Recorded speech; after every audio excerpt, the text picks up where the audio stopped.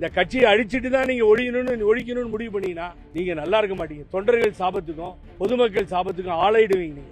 அதிமுகவை அழிக்க வேண்டும் என முடிவெடுத்து இருந்தால் யாரும் நன்றாக இருக்க மாட்டீர்கள் என புகழேந்தி ஆவேசமாக செய்தியாளர்கள் சந்திக்கும் போது தெரிவித்துள்ளார். ஒரு இதே தெய்வம் கொடைவள்ளல் சத்துணவு தந்த சரித்திர நாயகர் அம்மா இன்னுயிரை பணயம் வைத்து அவங்க உயிர் இருக்கோ இல்லையோ தெரியாது 2 தடவை ஆட்சி பீடத்தில் அமர்த்தினார்கள். கூட்டணிக்கு அலைஞ்சாங்க, அம்மா கூட்டணி இல்லாம ஜெயிச்சாங்க 2016. என்ன சார் பேசலான்னா 6 பேர் போனாங்க, பேசினாங்க, புத்தி சொன்னாங்க. இன்னும் அவ்வளோ பெரிய லீடரா பழனிசாமி? அங்க இருக்க பியூனு கூட தெரியும் ஏடிஎம்கே ஆபீஸ்ல எந்த யோகியத்துல பழனிசாமி ஒரு காலத்தில் இருந்தாருன்னு.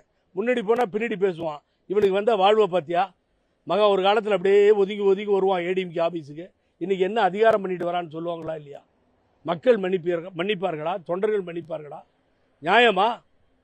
ஒரு ஒருங்கிணைப்பு குழுன்னு ஒன்று ஏற்படுத்தி நானும் மிஸ்டர் ஜேசிடி பிரபாகரன், கேசி பழனிசாமி, மற்ற நண்பர்கள், இப்படி கஜேந்திரன் போன்ற மாவட்ட செயலெல்லாம் சேர்ந்து இப்படி போகிறோம்.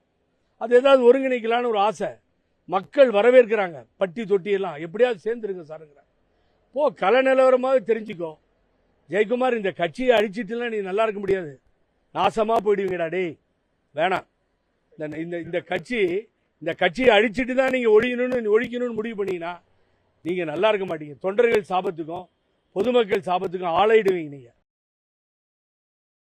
செய்திகளை உள்ளது உள்ளபடி தெரிந்து கொள்ள ரெஃப்ளெக்ட் நியூஸை சப்ஸ்கிரைப் பண்ணுங்க.